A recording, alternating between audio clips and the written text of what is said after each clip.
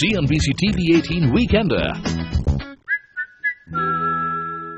Welcome back. You're watching CNBC-TV18's Weekender, where we are in conversation with Mr. Anjan Chatterjee of Speciality Restaurants. Most analysts seem to suggest that mainland China, or rather Speciality, has always focused more on growing on the top line, but hasn't bothered growing the bottom line too much. Would you say that's a fair comment? See, not really. If you see historicals, we were doing an EBITDA of almost 32%. Right. So over a period of time, we wanted to open more stores. Right. As you open more stores, you will see that if the market is not ready for it, the break-even of such stores get, prolonged. And hence the overall profitabilities get affected. We have to continuously ensure we are sustaining ourselves. We are a debt-free company. Right.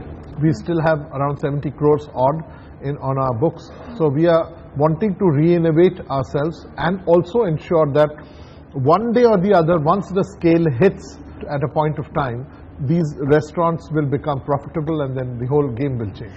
Your son Avik has been very instrumental in reshaping the business. He's been brought into the business as the head of innovation and new formats. Yeah. And we can see how this is playing out, because now you're trying to convert a large part of your business, in fact, into all-day dining and trying to move away from the fine dining business, so to speak. Are you happy with the results that it's throwing up? The new space, all the space which is changing over a period of time, like we are not moving out of fine dining, we are making the fine dining fine casual, and the fine dining continues to be our mainstay. Right. But parallelly, we are building a vertical, which he's heading, of new formats which are more all day and more bar oriented. So what happens today is that, as you see, that people who are going out primarily are in the age of 21 to 30. These are the people who have disposable income. It was very important for us to track that. And I think that there have been very good results coming out of that. So we'll balance the two acts of fine dining, casual and bars. I want to contest that point, sir. Actually, you just spoke about the fact that discretionary spending has been hit. Yeah. But if one were to see the data and the way consumer spending has taken off rather this year, it has been phenomenal. So why is it that in the space of eating out, we've seen discretionary spending being hit? Help us understand why that is the case. There are two things which have happened. One is that, the competition is from not just from within restaurants. It has become, people are actually ordering out. That's becoming a huge business, which in fact today 20% of our business is becoming almost, ordered out.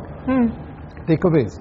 Now, the question here is that it's important for every restaurant to ensure that they have newer formats which are easy on pocket, and ensure that we have more number of the turnover goes up.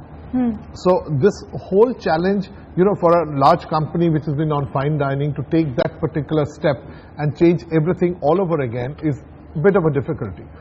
It takes time. So hence this particular period of time that you see us going in, we are trying to balance that act and go across. We understand that, somewhere the bar format is in fact taking center stage in the business as well. And Avik has been spearheading that part of the business. There were some talks about you looking at opening a microbrewery as well. What's happening on that front? See, I'll be very honest with you, we considered that, but since there are too many coming in, it becomes a very difficult thing. So, and microbrewery is very niche. So we evaluated and said, no, we will try and, because today you get the draft beers and you can actually source out the microbrewery from one microbrewery which is coming in from Pune or anywhere nearby, and then you can serve that. So we did not go ahead with that. Sure. Now, while mainland China and Calcutta have been your signature brands, unfortunately some of your other brands like Machan or Sigri or Flame and Grille did not do as well. What is the future course of action for them? Are you looking at consolidating that part of the business? All of it is being consolidated under Global Grille. Under Global Grille. Yes. So all these brands now become Global Grille. Global Grille. So one by one we are changing them. And also very important for you to understand that the Indian food is becoming less popular as I would talk about the bottom and the mid of the pyramid apart. There it is continuing, like a small city like an Indore or a Bhopal. Indian is the one which is going across. Now we started with specialty restaurants, each of them serving one kind of food. You will see that over a period of time, it's becoming multi-cuisine again. Okay. In Pan-Asian food, we're doing the whole of Pan-Asia. So, similarly, when you have the new formats coming in, there's nobody who will ever mind if you give some kind of a, kosha mangsho in an Indian format, but a modern format, innovative. The service, the look, the portions, everything has to be redesigned. So the service design has to be looked at. So hence we are also learning over a period of time. What are the, you can't, unless otherwise you are in the business, you have to learn and then re-innovate yourself. With that, we slip into a short break now. Do stay tuned. We're on CNBC-TV18's Weekender. CNBC-TV18 Weekender.